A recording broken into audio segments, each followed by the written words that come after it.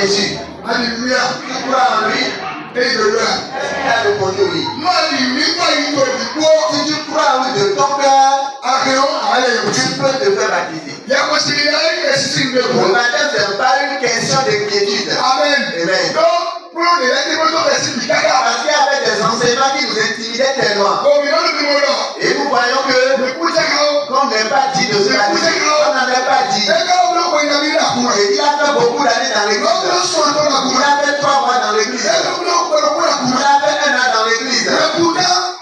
Il n'a pas accepté mourir avec Jésus. Parce qu'il y a des choses qui l'effraient encore. Laisse-moi te dire, c'est à cause de ton ignorance que tu auras peur. La Bible nous dit clairement que quiconque croit en lui, c'est pour lui aller sur la croix. Il a payé la rançon de ses péchés. Il est mort à cause de toi, il est enterré à cause de toi. Alléluia.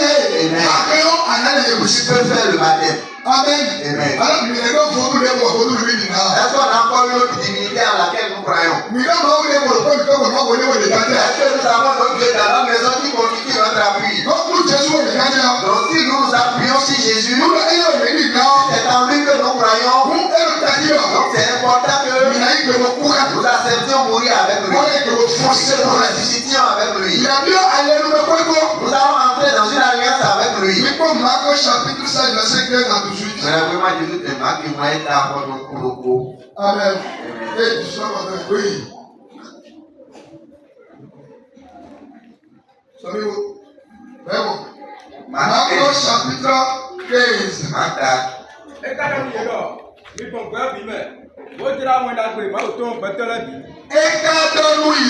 Il a dit, allez dans le monde entier. Annoncez la bonne nouvelle à toutes les nations.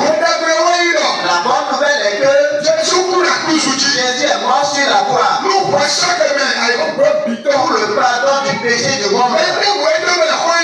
Quiconque entend cela dans ses oreilles et que son cœur a vu, il croit que oui, la mort de Jésus sur la croix, c'est pas à cause de son péché personnel qu'il est mort. C'est pas qu'il a volé. C'est pas qu'il a commis l'impudicité. Il n'a rien fait de mal. Mais nos péchés, c'est à cause de nos péchés qu'il est venu. Le chicote, le châtiment que tu dois subir. Le châtiment de mort que tu dois subir. La souffrance de l'enfer. L'amour de Dieu. Il a envoyé son fils Jésus. Il a accepté être chicoté à ta place. Il a accepté mourir à ta place. Il a payé la rançon de ton enfer.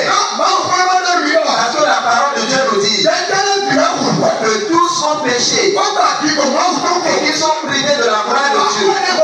Et le péché, le salaire du péché, c'est la mort. C'est l'enfer.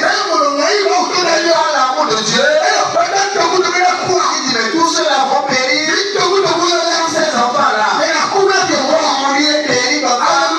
Amen. Il a donné une opportunité par Moïse. S'il y avait des péchés dans l'année, on sacrifiait des animaux. On versait le sang sur l'autel de Dieu pour que Dieu puisse pardonner le péché du peuple. Pourtant, le sang de ces animaux, le sang de ces boucs, n'a pas pu donner un pardon imparable à l'homme. Il tuait les animaux, il versait du sang. Dieu n'avait pas encore retrouvé ce qu'il rejetait.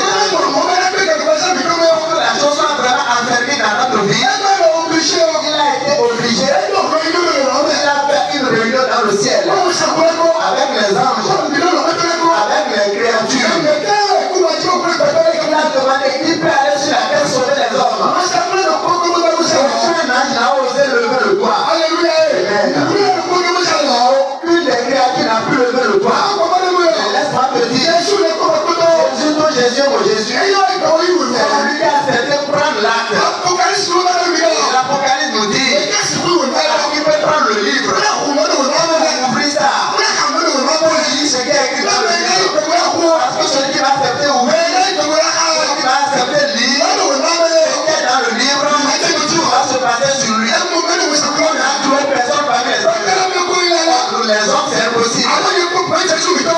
vu Jésus, lui a accepté. Il a pris le livre. Il a lu le livre. Il a pris le livre. Les anges qui sont dans le ciel. Les créatures qui sont dans le ciel. Ils ont commencé par louer. Il a sauvé les nations pour Dieu. Amen. En vérité, ce qu'on a lu dans le livre, c'est que toi qui as ce qui dans ta main, on va te gifler. On va cracher sur toi. On va te cracher. On va marcher sur toi. On va te clouer les mains. On va te clouer les pieds. On va te crucifier sur la croix. Tu vas mourir. Tu vas mourir. Tu vas racheter les hommes pour Dieu. Il a souffert. Il a accepté. Il a dit, mon Seigneur, me voici. Médier. Seigneur, Envoie-moi. alléluia. Amen. En vérité, j'ai envoyé Jésus. Pas Marie. Parce que Marie était fidèle à la loi d'antan. Elle n'a pas connu d'homme. L'Esprit de Dieu est venu sur elle. Il lui a dit, ah Marie, Dieu t'a visité. Tu mettras au monde un enfant. Tu lui donneras le nom de Jésus. Celui qui va sauver les nations pour Dieu. Et en vérité, même dans sa virginité, elle a conçu. Amen. Et Jésus est né comme ça. Amen. En vérité, il a commencé son ministère. Le dimanche passé, on a vu que lui-même a fait le baptême. Et voici comment on doit faire la droiture. Il a installé son plan, doit observer son plan. Sinon, Jean ne t'ai pas dit de baptiser Jésus. Jean ne m'a dit, je ne suis pas dit de m'approcher de tes Jésus seulement. Mais déjà du respect, pour qu'il en soit ici d'abord. Il a fait le baptême aussi. Amen. Il est venu sauver toi et moi. Il nous dit, cet homme qu'il a accompli, il a donné le pouvoir à ceux qui œuvrent.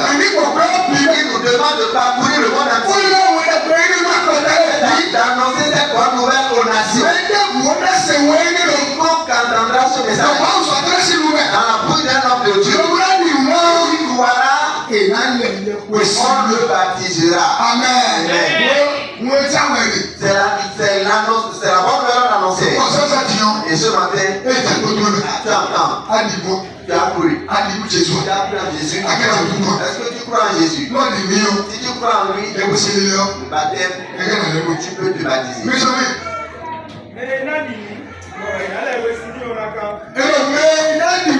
On dit quiconque croira. Celui qui croira qui sera baptisé sera sauvé. Alléluia. Amen. Est-ce que vous entendez?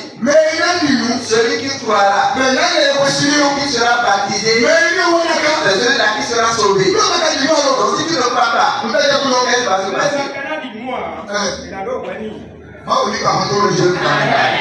On ne peut pas être en Jésus, on va le condamner. Non. La parole de Dieu a refusé. Elle a